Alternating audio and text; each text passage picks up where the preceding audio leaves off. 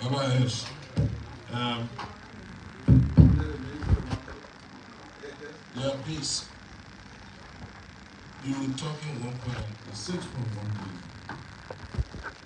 We are getting feedback because everybody wants to be seen as overperforming, but at the same time, there are a lot of compromises in terms of aliens coming into the country. Where are we? Not immigration. There is this concern that in order for you to meet your target, the jobs that are set aside for Nigerians to do, you are also issuing permits to people to do this job. It's a concern that has been raised among scientists here.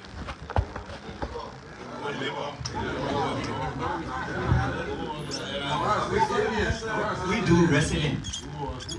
So the minister will come in before we can conclude on that. And while the minister coming, I want you to address the issue of the FPRC. Your projection, what did you base it on, and whatever they say, what was thank you very much, and I want to appreciate Senator Brown for kind of hitting the technical point that we raised. I have my transition notes. We were engaging with the outgoing government in the transition. That's one of the points I raised to our committee with respect to how we treat SOE financials. And the senator made a point. Depreciation is not a cash expenditure, it's a nominal expenditure. And we said it over. So one of the reasons why even with the FPRC and other pushback against the assessment, we always maintain a higher number is on account of that.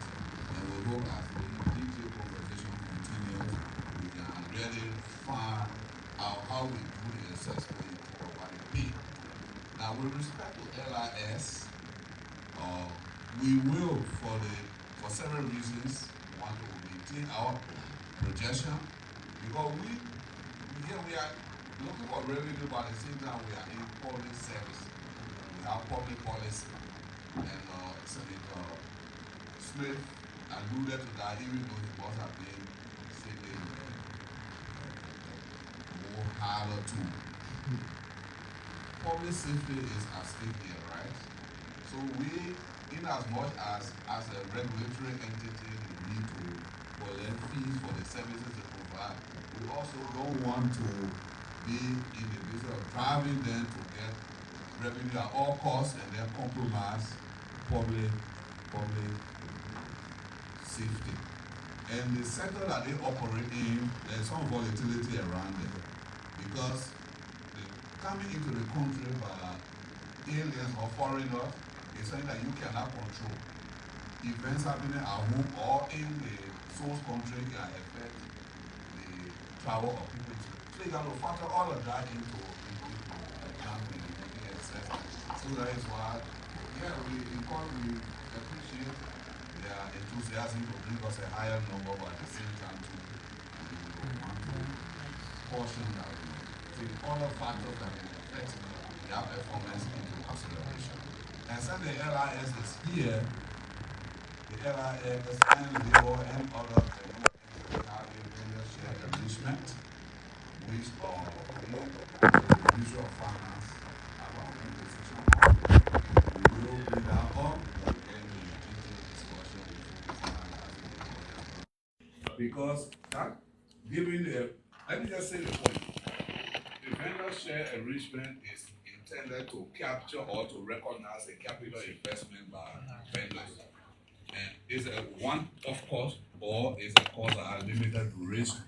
So over time, the share should be declining and it reaches a minimum point that you can start by. So those are some of the issues that we will have to consider and take contractual obligation into consideration. All those contracts are subject to review. We should also consider the ratio of vendor sharing. I just thought to make it.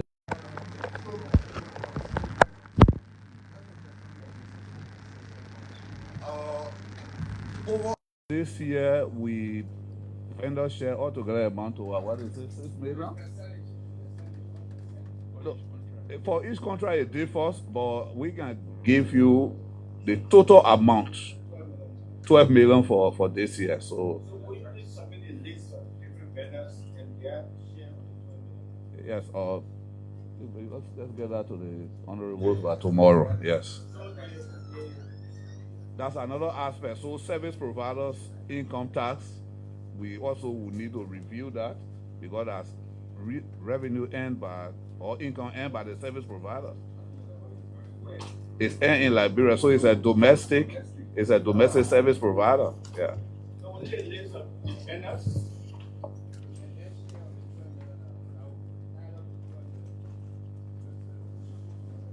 All right.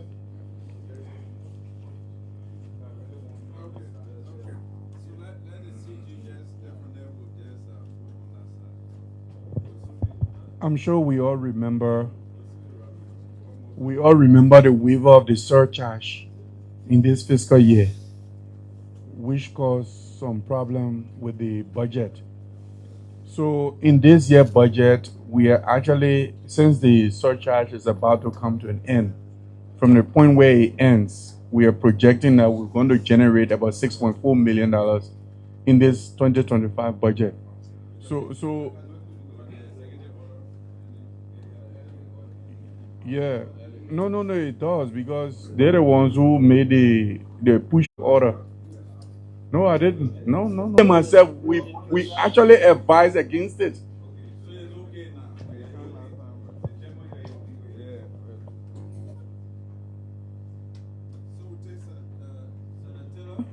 Thank you, Chair. I'm concerned with the LRS because there is a time frame given to foreigners that come before giving a resident permit.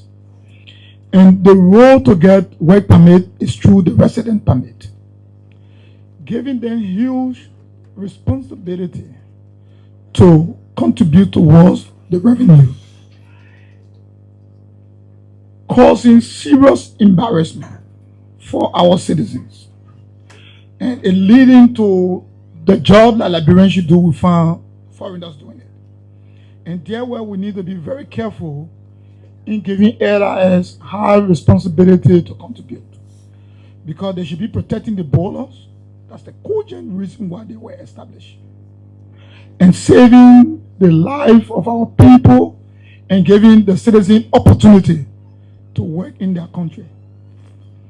But today, we realize that people will just come from different countries in 1 week time. You give the resident permit, and they take the resident permit straight to Labor Ministry and get work permit. And then gave us huge competition, where our people, even accounting job now, you find people doing it. So for me, Honorable Chair, I would like for them to give us a direct report, a comprehensive report on their performances and the number of resident permit that they gave us this year. And if you won't mind, I will ask that we try to reduce their projection so that they can give them the opportunity to do the right thing for public service, and our people will have the opportunity to work. It's very key, because the economy will never grow if you don't have Liberians getting involved into it. And we just depend on collecting taxes. I think it will not help the country. So today, I think, Commissioner General, is there any restriction by the ECOWAS protocol on that? Can we, that we can't give, for some reason we can't give resident permit to alien? Is there any protocol that prohibits that? Yeah, let him answer. Yeah. When an alien comes into the country, they have between the day of entry to 90 days. But in the period of that time, the person can apply for resident permit. Let's say a company brought them in the country. When they come with a contractor agreement to come and work. If we say they have to sit until the 90-day elapse, the people will have to take responsibility for their lodging, and pay them as well. So sometimes they come in country in a short period of time, they do apply for resident permit. But this is a collaborative thing. For us at immigration, we issue resident permit to people who desirous of staying in Liberia. Just stop you there. Try to distinguish it a little bit. Non-equal citizens and equal citizens. Are we compelled to issue, resident permit by any law to non-equal citizens? Well, it depends which sector they want to go to. It depends which sector they want to go to. Somebody could move in Liberia and they just want to reside in Liberia and go into business, and they need a permit of residence before you can reside in Liberia. But in the same thing, it will find an issue that maybe you are not desirous of staying in the country. Then we reserve the right to deny you permit of residence. Okay, I think it's honest, but I think that labor will have to deal with on this one, because there's no way that you can stop somebody that applying legally to stay somewhere. Yeah.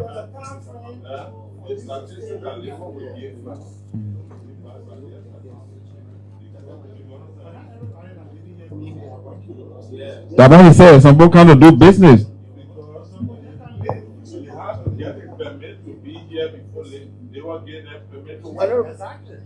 Yeah, and what we're saying too is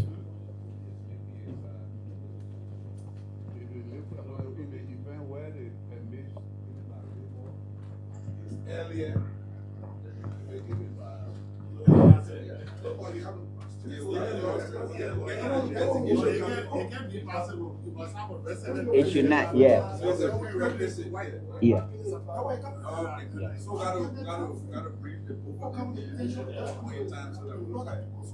I think for them it's difficult to just deny, somebody that wants. For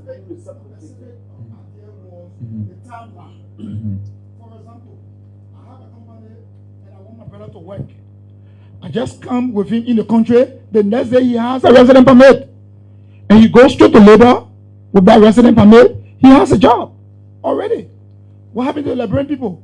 There must be some deterrent to give our people the opportunity to have job, or to even allow the companies to start training Liberians to take over those jobs. But the way we it has to be jointly discussed. Yes. Yeah, it has so to we be have to talk in house and they have to bring a report. Yeah, it has to be jointly discussed. Okay, so any other view from that side or question? Okay, so if we don't have anything, then we'll pass on to the CG. I think he listened to the presentation from the three institutions. If you have anything specific that you want to inform us on, you can let us know. Then you will close. The minister will close from your side. Then, of course, we can close from our side.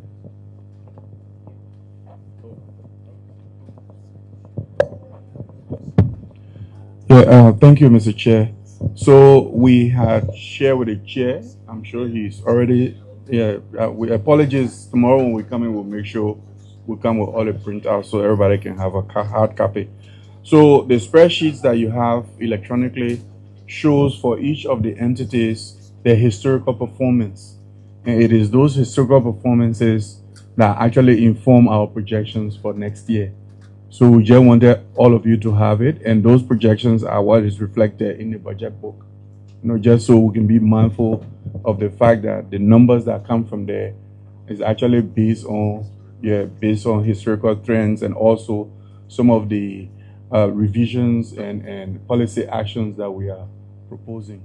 So in the case of one or two other agencies, you will see that the policy actions will be contributing to the revenue. So those things are already with you electronically, and we can just see with them. Okay, thank you very much, Honorable Chair and members of the committee. We, from the executive side and specifically the Ministry of Finance, we appreciate the intention of this hearing to dig a bit deeper into the details of the revenue estimate, so that the numbers that we all agree on at the end of the process will be numbers that we can support. And so with that, we say thank you for giving us the opportunity to also present from the executive side all of the reasonings, the assumptions, and policy considerations that inform the revenue estimate. On behalf of our minister and our colleagues who are now with us here, we want to say thank you very much.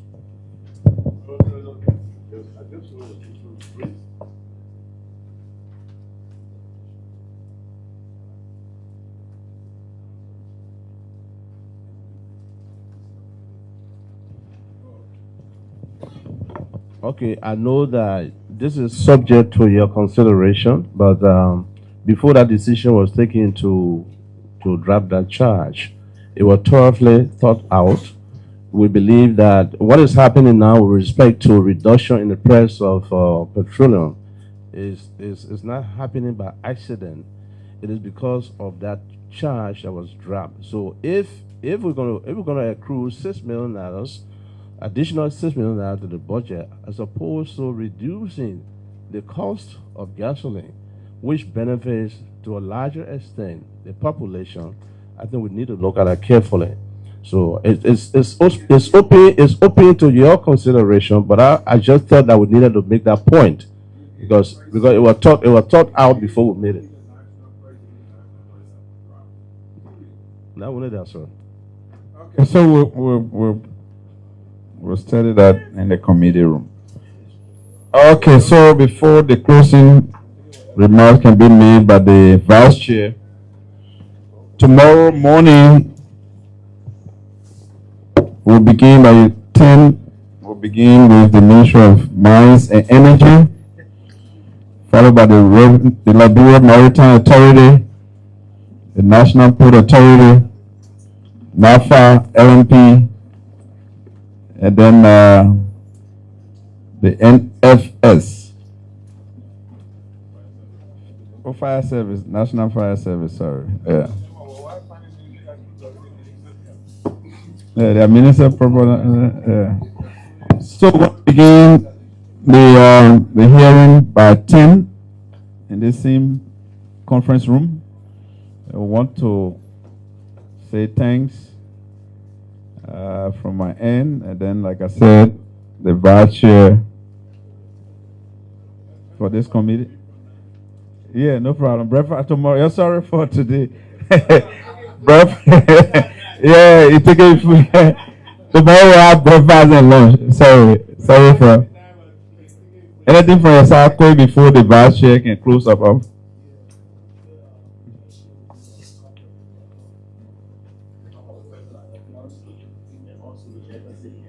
Oh, okay.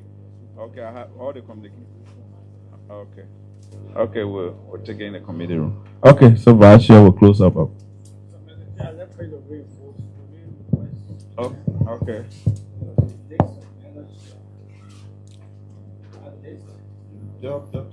Everything that was requested.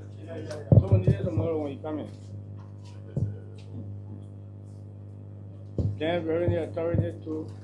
Yeah, they have a long list of FPLC. Transaction history. Okay. Gentlemen, ladies, we'd like to say on behalf of the Ways, Means, and Finance and the budget of the Senate, and on behalf of the chairman seated at my right-hand side, we'd like to say thanks for coming, and your cooperation was founded, and it was nice interacting with you. And so, as the chairman directed me, this hearing is hereby closed.